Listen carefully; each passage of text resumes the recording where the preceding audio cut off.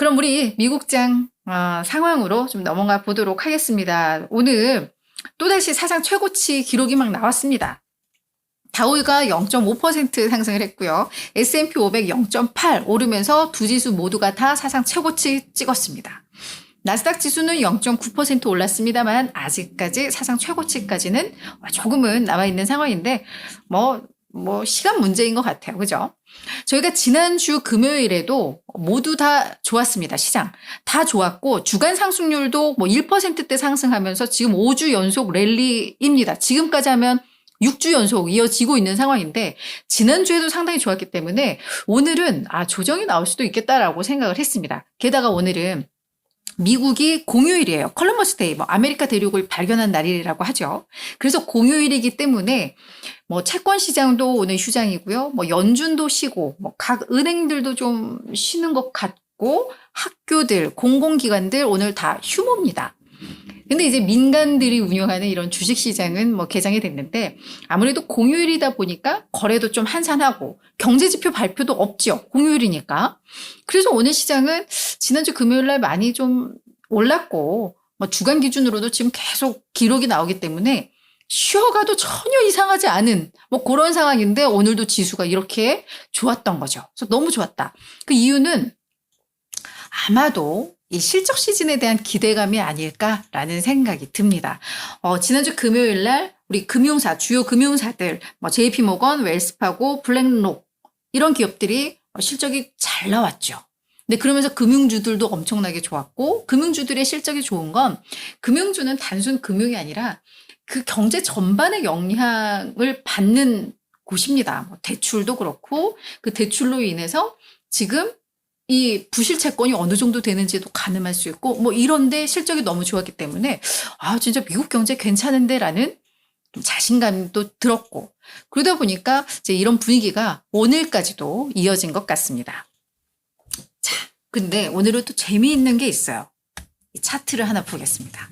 이게 S&P 500 차트인데요. 보시면 아시겠지만 저 2022년 10월쯤 저 맨 끝에 하단에 그걸 보시면 한 3,491.58로 가장 최저점을 찍었죠. 이게 2022년 10월 13일. 자, 지금은 2024년 10월 14일. 지금 강세장 보시면 2년 연속 강세장이 이어진 겁니다. 물론 부침은 있었지만 이건 당연한 거고요. 그래서 지금 미국 증시의 강세장 3년 차에 접어드는 오늘이 그 날이었던 거거든요. 이렇다 보니까 우리 그러면 강세장이 지금 길어지는데 이거 어떻게 되는 건가에 대한 분석들이 많이 나왔어요. 월가에서 간밤에. 근데 그 내용을 좀 보니까 그닥 좋지는 않습니다. 오늘 CFRA 리서치와 뱅크 오브 아메리카가 이 강세장 3년 차에 접어들면 어떻게 되나에 대한 보고서를 각각 냈는데 둘 다 공통적으로 우려스럽다라는 게 공통적으로 나왔어요. 근데 제가 왜 이렇게 웃는 걸까? 그죠?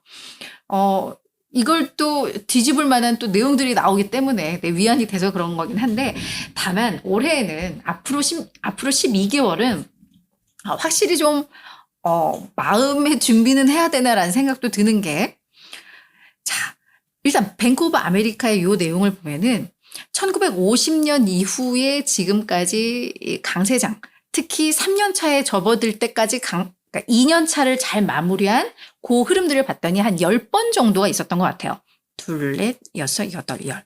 자, 봤더니 처음 강세장 1년 차에는 평균 수익률이 44%였습니다. 근데 올해는 아마 저희가 1년 차 때가 20% 10% 후반 20% 초반이었고 지금 2년 차 때가 꽤 높은 30%대 지금 수익률을 기록하고 있는 걸로 기억을 하는데 이때는 봤더니 평균이 1년 차 때가 44%, 2년 차 때는 조금 더 주춤해집니다. 평균 수익률이 13%.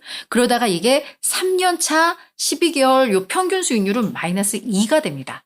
그러니까 더 추가로 오르는 해도 있고 오히려 이제 더 조정이 많이 나오는 데도 있고 그래서 이제 앞으로 이 3년 차는 조금 더 조심해야 돼라는 이야기를 뱅크 오브 아메리카에서 했고요.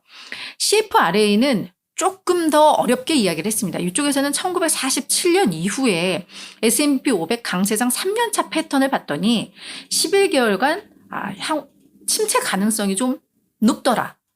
11번의 이 강세장이 있었는데 향후 12개월간 5% 이상 하락할 가능성이 높아.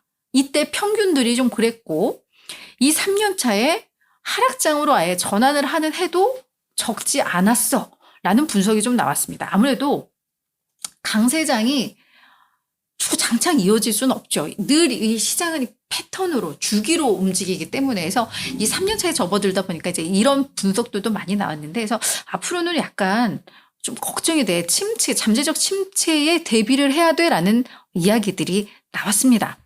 자, 근데 그렇다고 해서 지금 당장 오늘부터 시작은 아닐 수 있어요. 뭐 내년 상반기까지 좋다가 하반기 때 조정이 나올 수도 있는 거고, 그죠? 근데 저희가 뭐 영원할 수는 없으니까 언젠가는 저희가 하락으로 전환한다라는 것도 준비를 하고 있으니까 이제 뭐 이런 분석들이 좀 나오는데 다만 당장은 아닐 것 같다라는 거. 그래서 제가 이것 때문에 아직까지는 미소를 지을 수 있는 것 같은데요.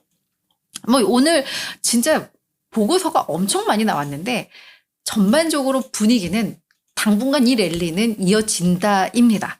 그래서 앞으로 12개월은 뭐 마음의 준비를 하더라도 그게 당장은 아니라는 건데. 자, 오펜하이머 기록적인 랠리 지속된다라고 이야기를 하고 있습니다. 그 이유는 뭐냐 하면 실적 시즌의 시작이 일단 너무 양호하다. 3분기 실적 시즌의 시작이. 그러면서 이걸 봤더니 지금 S&P 500 기업 가운데 30개 기업이 실적 발표를 마무리를 했는데요. 이들의 이익 합계가 예상치를 약 5%를 상회한 것으로 나왔습니다. 이게 2분기 때 정말 실적이 좋았는데 이때 같은 기간에 약 3% 정도 상회했었는데 이걸 뛰어넘은 거예요. 물론 끝까지 다 보면 2분기보다는 못할 거다. 2분기 때 전체 이익 성장이 11%였으니까 아마 3분기에는 5에서 7 정도로 지금 예상이 나오니까 2분기보다는 못하더라도 여전히 실적 모멘텀 이어지고 있다. 그런 점에 있어서 이 랠리는 이어질 수밖에 없다라는 게 오펜하이머의 전망입니다. 그래서 경제 회복력도 좋고 기업들의 이익 성장도 견고하기 때문에 랠리는 지속된다라고 이야기하고 있고요. 골드만삭스에서는 경제 부분에 대해서 조금 더 주목하고 있습니다. 자, 지금 미국의 경제는 정상화되고 있어.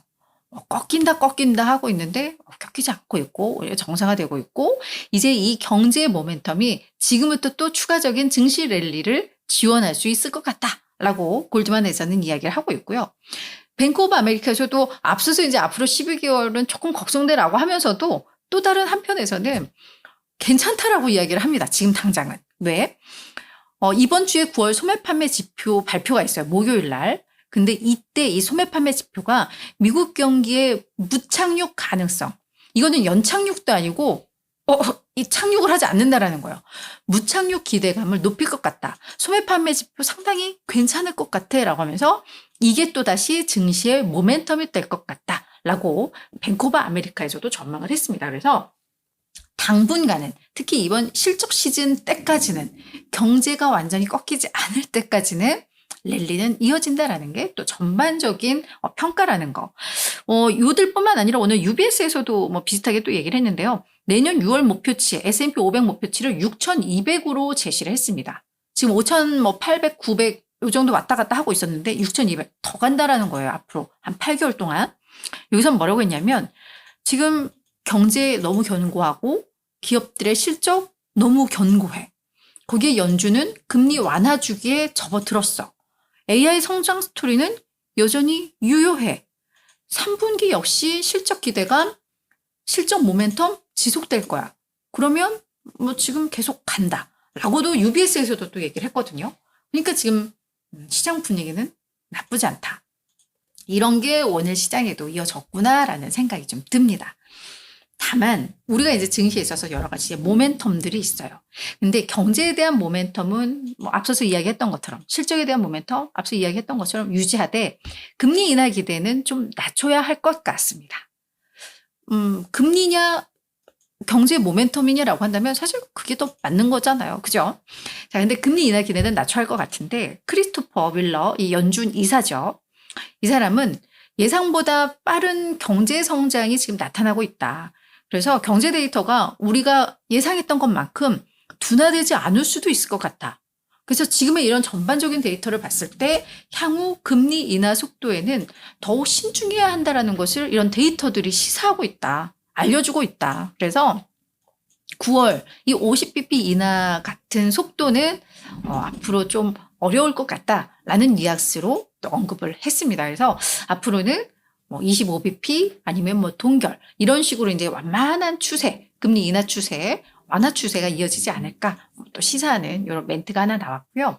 도이치뱅크에서는 또 조금 다른 이야기로 인플레이션의 위험은 앞으로도 계속 증가할 것이다. 지금 뭐 물가력 없고 뭐 이렇게 얘기를 하지만 인플레 위험은 증가했다. 이것도 이제 금리 인하 기대감을 좀 낮추는 요인이기는 한데요. 그 5가지 요인을 이야기를 합니다.